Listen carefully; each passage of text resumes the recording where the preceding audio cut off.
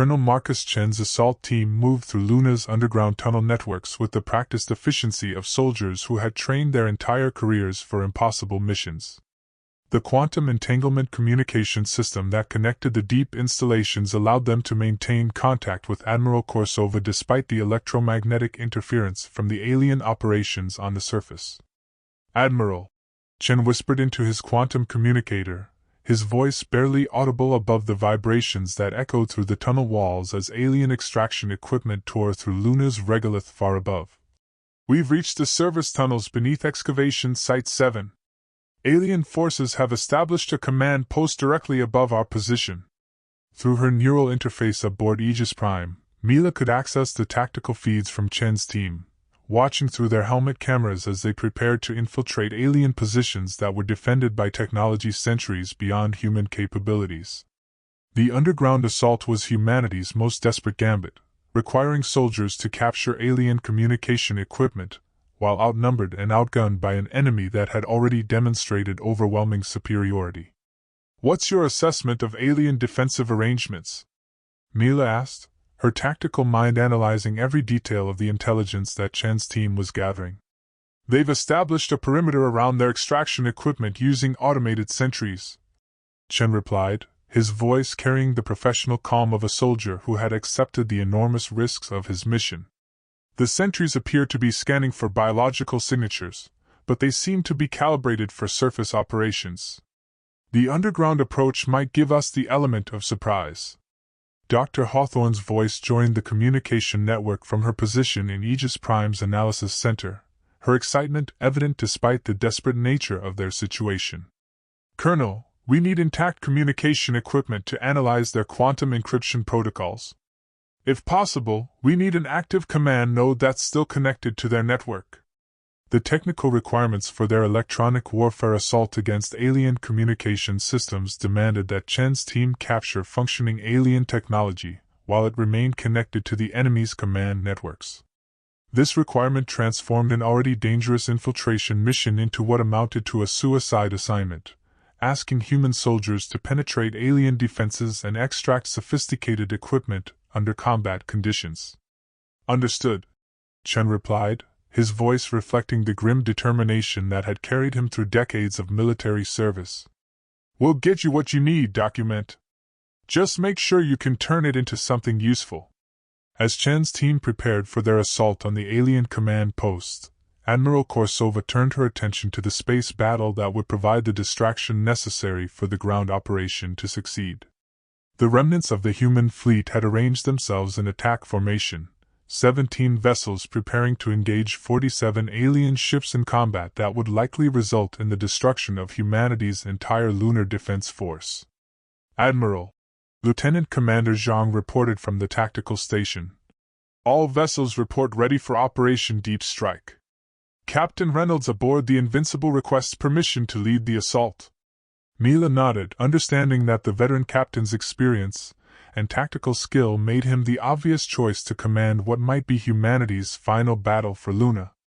Reynolds had demonstrated remarkable courage and innovation during the earlier engagement, and his crew had proven that human determination could achieve tactical successes even against technologically superior opponents. "Permission granted," she replied, her voice carrying the weight of command that came from sending brave people into combat against overwhelming odds. "Tell Captain Reynolds that humanity's faith goes with him." The human fleet surged forward with the desperate fury of a civilization fighting for its survival, their fusion drives pushing them toward the alien formation at maximum acceleration. The 17 remaining human vessels represented the accumulated technological achievement of 3 centuries of spacefaring development, and their crews understood that they were likely making humanity's final statement about its refusal to submit to alien domination. The Invincible led the charge with her massive neutron beam projectors cycling at maximum rate, Captain Reynolds demonstrating the tactical brilliance that had made him one of humanity's most respected naval officers. Rather than engaging the aliens in a direct frontal assault, he directed his fleet in a complex maneuver that forced the alien vessels to choose between protecting their ground operations and engaging the human attack. "Direct hit on alien ground support vessels," reported the weapons officer aboard the Invincible, excitement evident in his voice as human weapons finally achieved significant success against alien targets. We're reading major energy discharges from their orbital support platforms. The tactical success provided the opportunity that Colonel Chen's ground team needed to begin their assault on the alien command post. As alien attention focused on the space battle, Chen's soldiers emerged from the underground tunnels with weapons specifically modified for close-quarters combat against technologically superior opponents. "We're in," Chen reported through the quantum communication network, his voice tight with concentration as his team engaged alien automated defenses. "The alien sentries are more vulnerable to electromagnetic pulse weapons than we expected. We're advancing toward their command center." The underground battle raged with an intensity that matched the desperation of humanity's situation. Chen's soldiers, armed with weapons that had been designed for combat against human opponents, faced alien technology that operated on principles beyond their understanding. But they had also brought innovative countermeasures developed specifically for this mission: electromagnetic pulse grenades that could disrupt alien automation systems, quantum jammers that interfered with their communication networks, and neural disruptors that targeted the consciousness patterns of biological alien operators. "We've reached the alien command center," Chen reported, his voice reflecting the amazement of someone confronted with technology that exceeded human imagination. "Admiral, their equipment is unlike anything we've ever encountered. It appears to be grown rather than manufactured, and it's integrated with biological components that suggest a fusion of organic and technological systems." Dr. Hawthorne's voice cut through the communication network with urgent intensity. "Colonel, can you extract a communication node that's still connected to their network? We need active access to their quantum encryption protocols." Chen's response came amid the sounds of combat as his team fought to secure the alien command center against automated defenses that were attempting to repel the human intrusion. "We're working on it. Document. The aliens seem to have some kind of self-destruct mechanism built into their equipment. We need to disable their security systems before we can extract anything useful." The technical challenge of capturing alien communication equipment intact while under combat conditions pushed human ingenuity to its limits.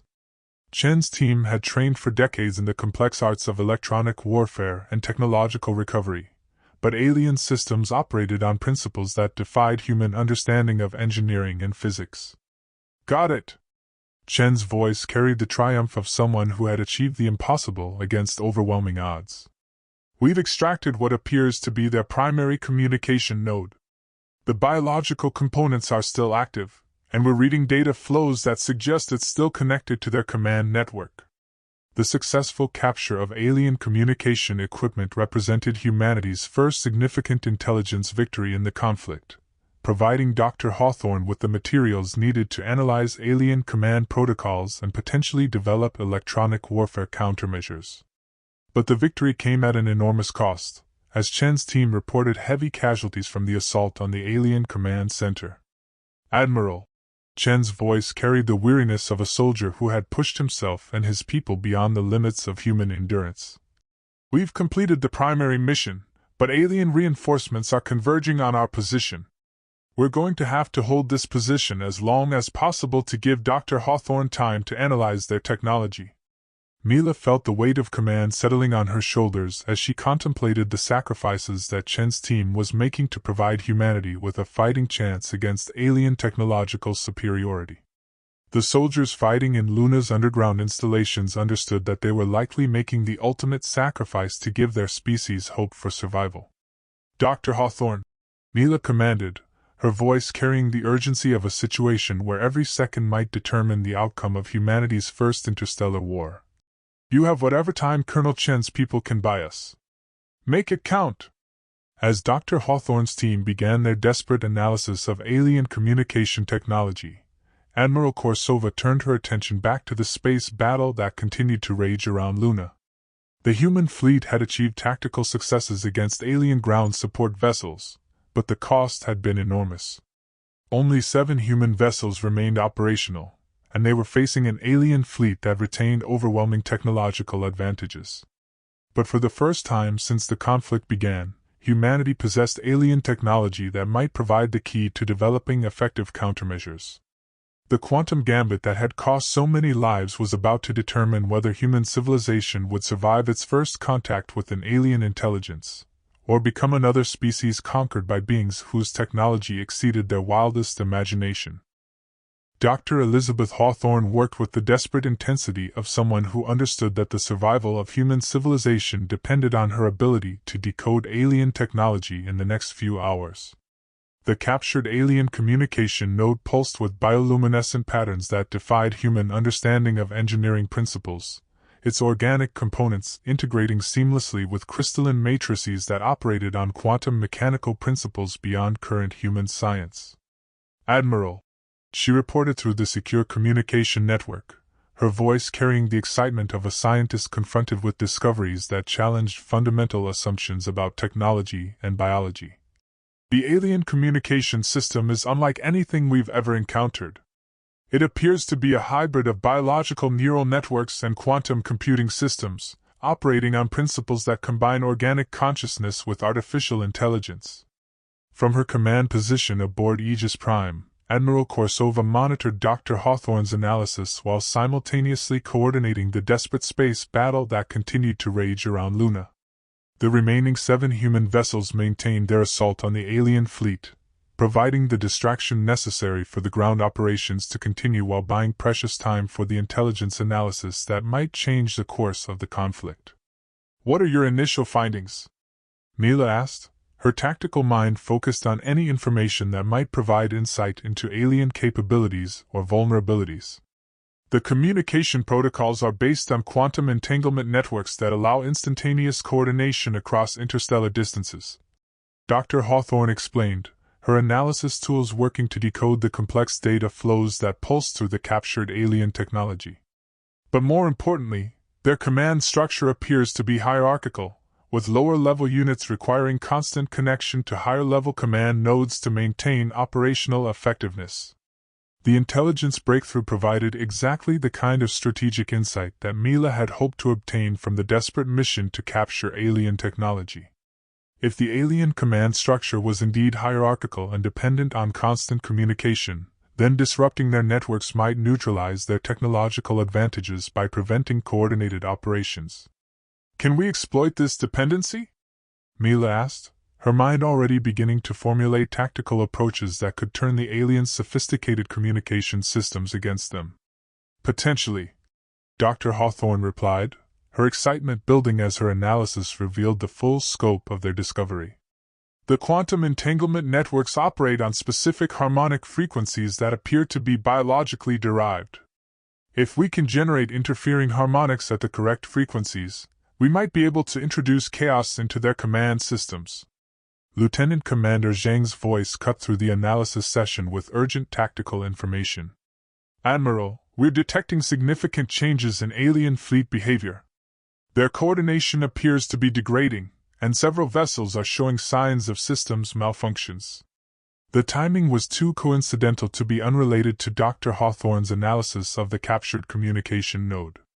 Somehow, their investigation of alien technology was already affecting the enemy's operational capabilities, suggesting that the communication networks were even more vulnerable than they had initially realized. "Dr. Hawthorne," Mila commanded, her voice carrying the urgency of someone who recognized a critical opportunity. "What exactly are you doing to their communication node?" "We're using quantum resonance analysis to map the harmonic frequencies of their biological neural networks," she replied, her voice reflecting growing understanding of the implications of her work.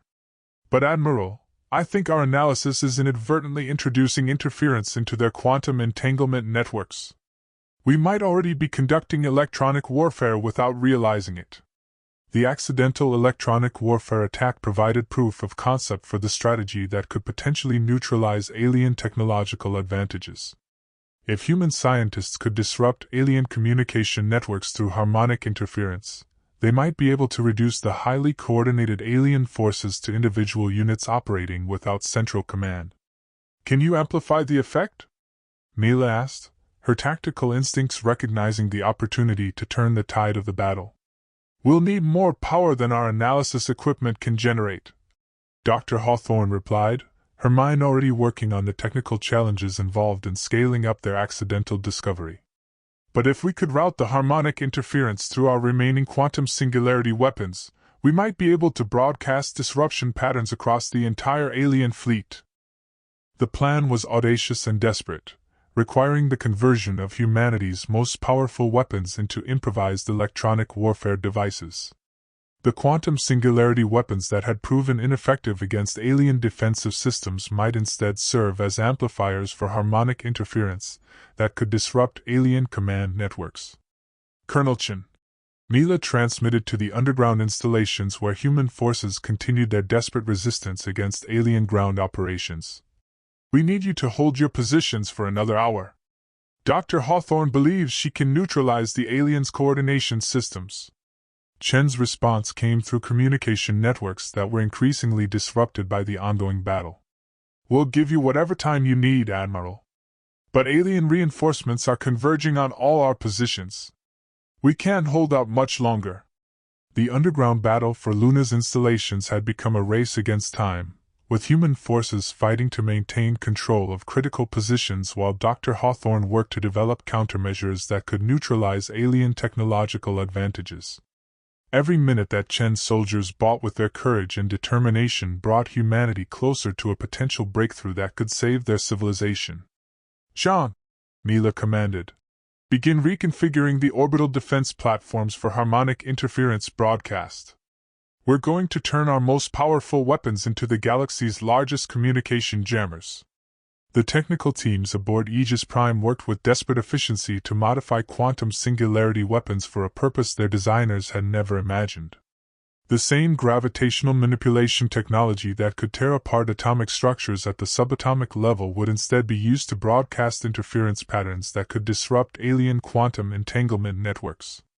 Admiral, Dr. Hawthorne reported, her voice carrying the excitement of someone who had made a discovery that could change the course of history. I've isolated the primary harmonic frequencies used by alien biological neural networks. The patterns are incredibly complex, but they show predictable resonance characteristics that we can exploit. The breakthrough represented humanity's first significant advantage in the conflict, providing the theoretical foundation for electronic warfare attacks that could neutralize alien coordination systems. But transforming theory into practical application would require precise coordination between multiple systems operating under combat conditions. Orbital defense platforms report ready for harmonic interference broadcast, Lieutenant Commander Zhang announced, his voice reflecting the professional pride that came from achieving the impossible under extreme pressure. We've successfully modified the quantum singularity generators to function as harmonic amplifiers. Admiral Korsova felt the familiar calm that descended upon her during moments of crisis as she prepared to implement humanity's most desperate strategy. The electronic warfare attack would either neutralize alien technological advantages and provide human forces with a fighting chance, or it would fail completely and leave humanity defenseless against an enemy whose capabilities exceeded their wildest imagination. All platforms, she commanded, her voice carrying the authority of someone who understood that the next few minutes would determine the fate of human civilization. Commence harmonic interference broadcast. Let's see if we can give these aliens a taste of their own technological medicine. The 12 orbital defense platforms around Luna activated simultaneously, their modified quantum singularity generators creating gravitational distortions that broadcast harmonic interference patterns across every frequency used by alien communication networks. The effect was immediate and devastating to alien coordination systems. Across the alien fleet, vessels that had operated with mechanical precision for hours suddenly began displaying erratic behavior.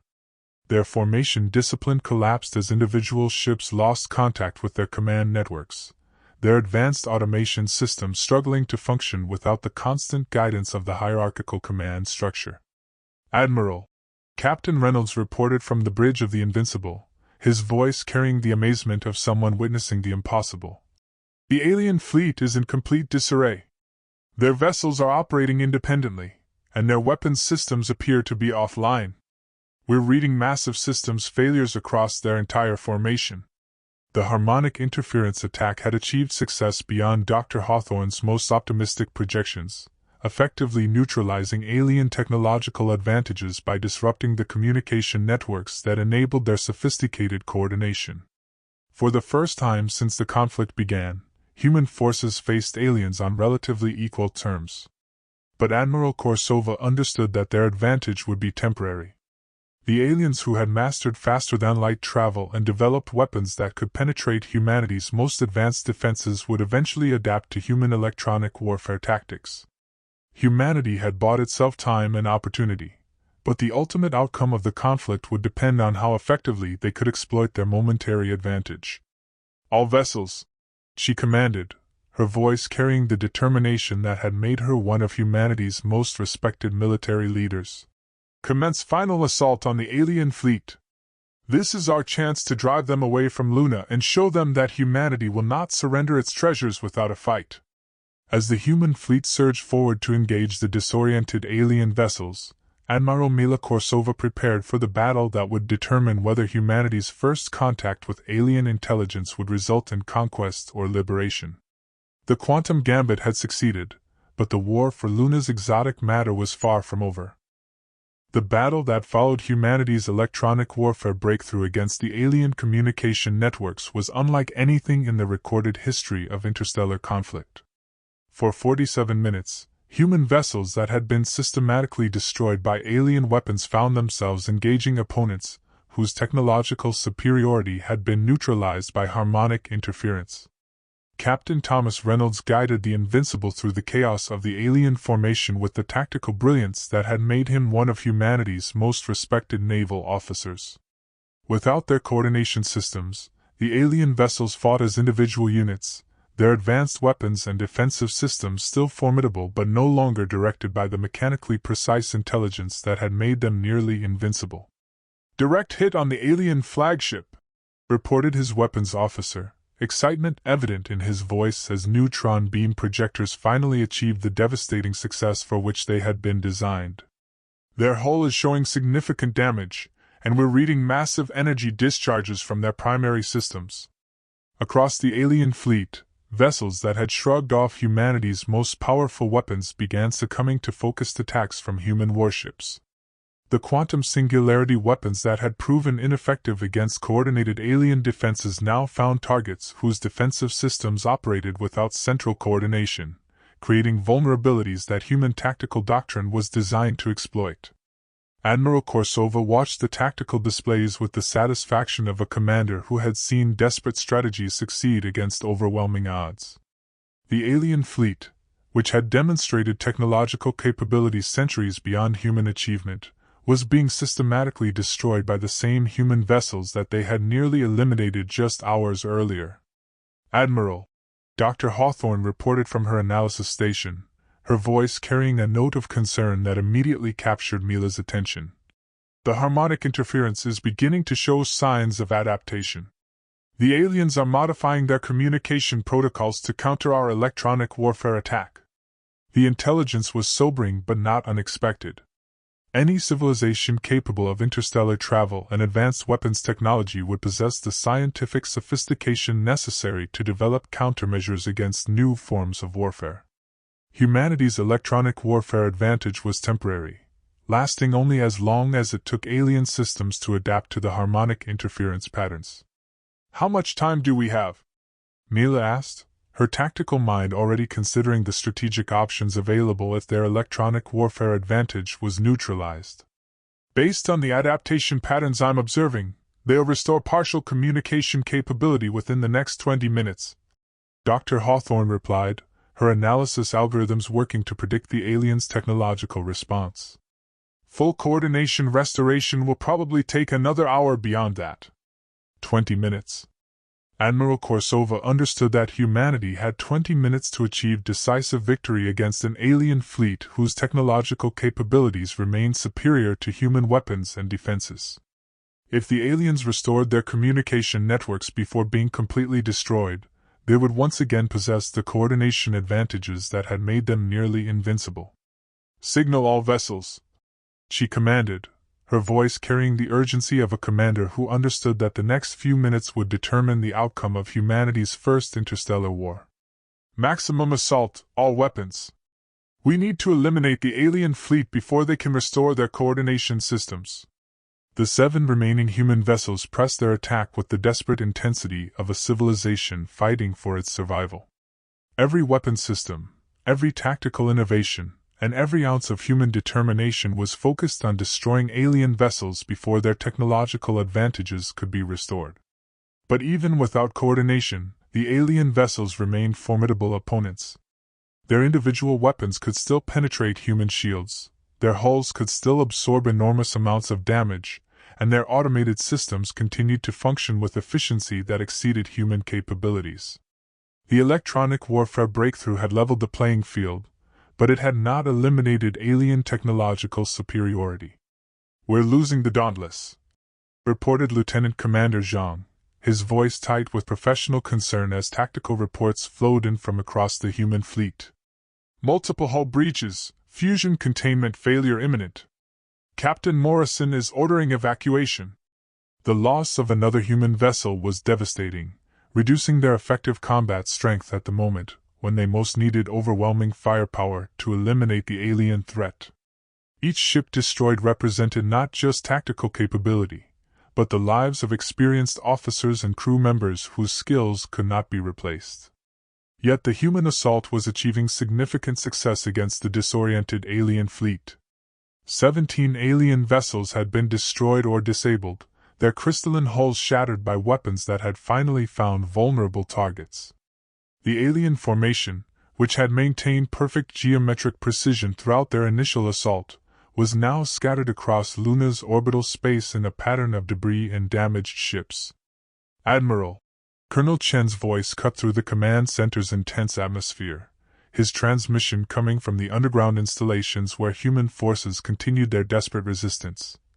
"Alien ground forces are showing signs of coordination breakdown. Their assault has stalled, and some units appear to be withdrawing toward their landing craft." The news provided confirmation that the harmonic interference attack was affecting alien operations across all theaters of the conflict.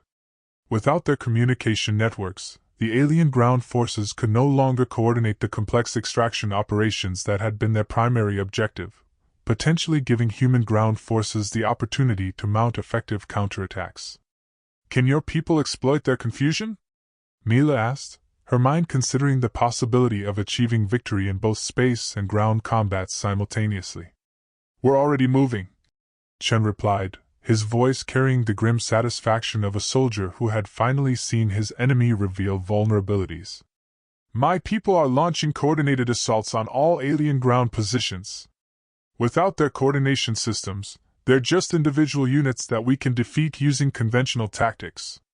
The underground battle for Luna's installations became a series of separate engagements as human forces emerged from their defensive positions to attack alien units that could no longer coordinate their responses. The technological advantages that had made alien ground forces nearly invincible became less significant when they were isolated from the command networks that had directed their operations. "Admiral," Dr. Hawthorne's voice carried urgent concern as her analysis revealed alarming developments in alien adaptation patterns.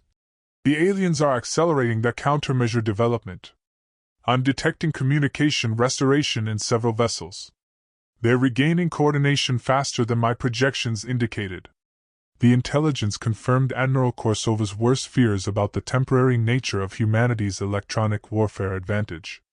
The aliens were demonstrating the technological sophistication necessary to overcome human countermeasures, potentially restoring the coordination systems that would make them nearly invincible once again. "John," she commanded, her voice carrying the authority of someone who understood that desperate measures were required. "Prepare the orbital platforms for quantum singularity bombardment of the remaining alien vessels. If we can't maintain our electronic warfare advantage, we'll use brute force." The modification of quantum singularity weapons for bombardment purposes represented humanity's final tactical option, a strategy that would commit their most powerful defensive assets to a single devastating attack. If the bombardment failed to eliminate the remaining alien vessels, Luna would be defenseless against alien retaliation. "Platforms ready for singularity bombardment," John reported, his voice reflecting the professional calm that came from serving under a commander whose tactical instincts had proven reliable throughout decades of military service.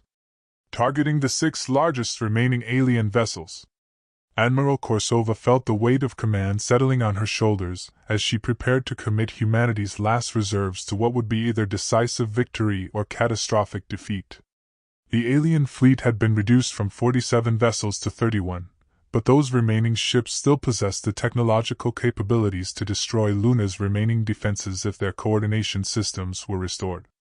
All platforms, she commanded, her voice carrying the determination that had made her one of humanity's most respected military leaders. Commence quantum singularity bombardment. Show these aliens what human determination looks like when our backs are against the wall. The 12 orbital defense platforms fired simultaneously, their quantum singularity generators creating gravitational distortions that converged on the largest alien vessels with the focused power of controlled stellar cores. This time, without their coordination systems to distribute damage across network defensive fields, the alien ships succumbed to weapons that could tear apart atomic structures at the subatomic level. 6 alien vessels simply ceased to exist, their crystalline hulls reduced to component atoms by gravitational forces that exceeded the binding energy of matter itself. The demonstration of humanity's most powerful weapons had finally achieved the decisive success that conventional tactics had failed to provide. But the victory came at an enormous cost. The remaining 25 alien vessels, their coordination systems partially restored, launched a final desperate assault against Luna's orbital installations. Energy beams of impossible power struck the defense platforms that had just achieved humanity's greatest tactical success, destroying 8 of the 12 installations in a devastating display of alien firepower. "We've lost most of the orbital grid," Lieutenant Commander Zhang reported, his voice reflecting the sobering reality of their tactical situation. 4 platforms remain operational, but they're insufficient to defend against another coordinated alien assault. Admiral Korsova surveyed the tactical situation with the analytical mind that had guided her through decades of military service. The alien fleet had been reduced from 47 vessels to 25, but those remaining ships were beginning to restore their coordination systems. Luna's orbital defenses had been devastated, and only 4 human vessels remained operational. Yet humanity had achieved something that had seemed impossible just hours earlier. They had proven that alien technological superiority could be overcome through innovation, determination, and sacrifice. The exotic matter deposits that had attracted alien attention remained under human control, and the lunar colonies had survived their first encounter with an alien intelligence. "Signal the remaining alien vessels," Neela commanded, her voice carrying the authority of someone who had earned the right to speak for humanity through courage under fire. "Inform them that Luna's resources remain under human sovereignty, and that any future attempts at conquest will be met with the same determination they have witnessed today." As the battered remnants of both fleets faced each other across the space around Luna, Admiral Mila Korsova contemplated the price of humanity's first victory in interstellar warfare. The cost had been enormous. Nearly the entire Solar Defense Force fleet, most of Luna's orbital defenses, and countless lives sacrificed to preserve human independence. But humanity had learned that it could face the unknown challenges of a galaxy populated by advanced civilizations and emerge victorious through courage, innovation, and the determination to defend what they had built among the stars. The war for Luna's exotic matter was over, but Admiral Korsova understood that it was only the beginning of humanity's long struggle to maintain its place in a universe that held wonders and dangers beyond imagination.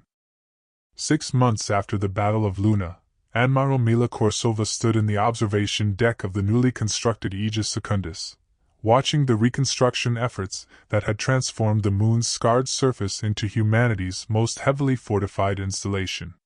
The exotic matter deposits that had attracted alien attention were now protected by defensive systems that incorporated lessons learned from humanity's first interstellar conflict.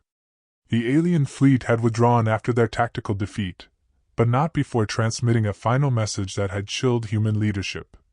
"Other fleets will come. The resources you guard are required for purposes beyond your understanding. Prepare for our return."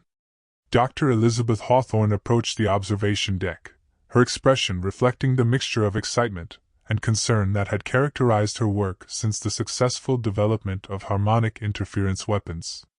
In her hands, she carried reports that would reshape humanity's understanding of their place in the galaxy. "Admiral," she began, her voice carrying the weight of discoveries that challenged fundamental assumptions about the universe. "Our analysis of captured alien technology has yielded remarkable insights.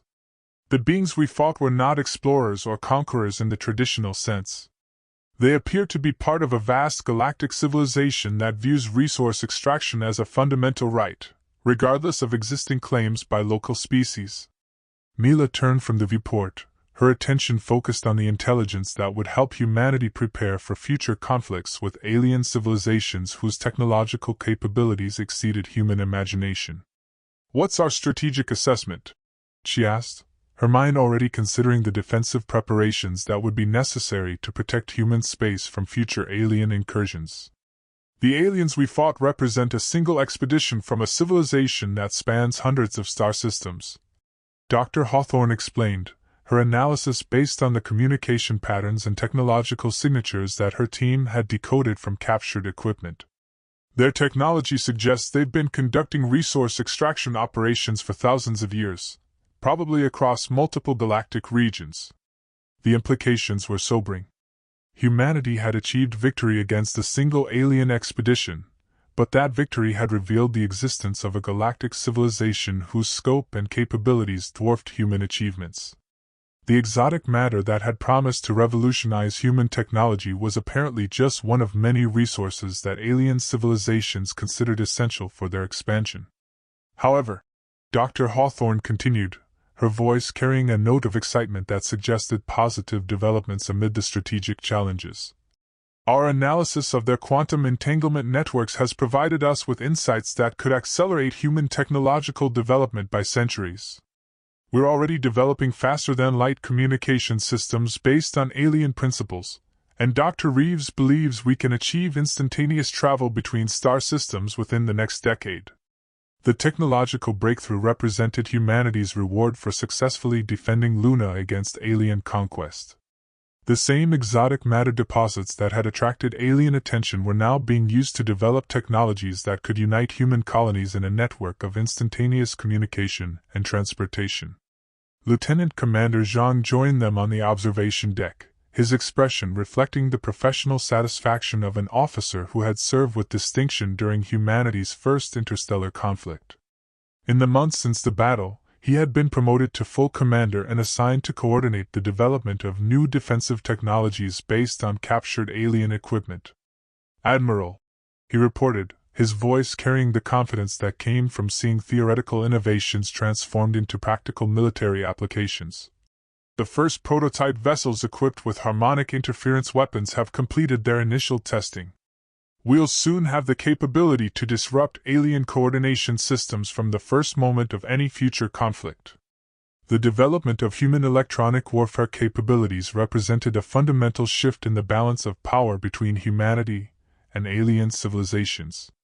Future conflicts would begin with human forces capable of neutralizing alien coordination advantages, potentially providing the tactical equality necessary for human weapons and tactics to prove effective. President Walsh's holographic image materialized in the observation deck's communication display, her expression reflecting the mixture of pride and concern that had characterized her leadership since the successful defense of Luna. The President had spent the intervening months coordinating the massive reconstruction effort, while simultaneously preparing humanity for future conflicts with alien civilizations. "Admiral Korsova," she began, her voice carrying the authority of someone who had guided humanity through its most challenging period. "I wanted to personally thank you for your service during the Luna crisis. Your tactical innovation and leadership were instrumental in preserving human independence during our first encounter with alien intelligence." Mila accepted the President's recognition with the humility that had characterized her throughout decades of military service. The victory at Luna had been achieved through the courage and sacrifice of thousands of human personnel, from the soldiers who had fought in the underground installations to the scientists who had developed countermeasures against alien technology. "Madam President," she replied, her voice reflecting the responsibility she felt for preparing humanity for future challenges. The Battle of Luna was just the beginning.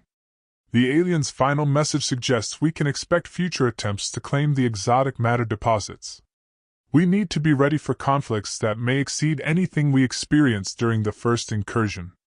President Walsh nodded gravely, understanding that humanity's victory had earned them a place in a galactic community where advanced civilizations competed for resources across interstellar distances. The exotic matter that powered humanity's most advanced technology was apparently valuable enough to justify military expeditions across hundreds of light years. That's why I'm authorizing the expansion of the Solar Defense Force and the development of human colonies specifically designed for military purposes, the President announced, her words carrying the weight of decisions that would reshape human civilization. We're going to establish fortified installations throughout human space, equipped with the most advanced defensive systems we can develop. The militarization of human space represented a fundamental change in the character of human civilization, transforming a species of explorers and colonists into a military power capable of defending its territories against alien conquest. The peaceful expansion that had characterized human development for 3 centuries was ending, replaced by the grim necessities of interstellar warfare. But Admiral Korsova understood that this transformation was necessary for human survival in a galaxy where advanced civilizations viewed resource extraction as a fundamental right. The species that had survived the challenges of terraforming hostile worlds and establishing colonies in the vacuum of space would adapt to the requirements of interstellar conflict with the same determination that had carried them to the stars. Admiral, Dr. Hawthorne said, her voice carrying the excitement of a scientist who had glimpsed possibilities beyond current human imagination. There's something else you should know. Our analysis of the exotic matter deposits suggests they may be artificially created, possibly by civilizations that predate both humanity and our recent alien visitors. The revelation added another layer of complexity to humanity's understanding of their place in the galaxy. The exotic matter that had attracted alien attention and promised to revolutionize human technology might represent the remnants of even more advanced civilizations whose capabilities exceeded both human and alien achievements. As Admiral Mila Korsova contemplated the challenges and opportunities that lay ahead for human civilization, she felt the familiar calm that had guided her through decades of military service. Humanity had proven that it could face the unknown dangers of an inhabited galaxy and emerge victorious through courage, innovation, and determination. The exotic matter beneath Luna's surface would power humanity's expansion into a galaxy that held wonders and dangers beyond imagination. The defensive technologies developed during the first alien conflict would protect human colonies from future incursions. And the spirit of exploration that had carried humanity to the stars would guide them through whatever challenges awaited in the vast reaches of space. The Battle of Luna had ended with human victory, but Admiral Korsova understood that it was only the beginning of humanity's long journey to establish itself as a major power in a galaxy where advanced civilizations competed for resources across interstellar distances. The next chapter of human history would be written among the stars, where courage and determination would determine whether humanity's children would inherit a galaxy of unlimited possibilities or face conquest by beings whose technology exceeded their wildest dreams. In the depths of space, other alien fleets were undoubtedly preparing for their own attempts to claim Luna's exotic matter. But they would face a humanity that had learned the harsh lessons of interstellar conflict, a species that had proven its determination to defend what it had built among the stars. The age of peaceful expansion was over. The age of interstellar warfare had begun. And Admiral Mila Korsova was ready to lead humanity into whatever challenges awaited in the infinite darkness between the stars.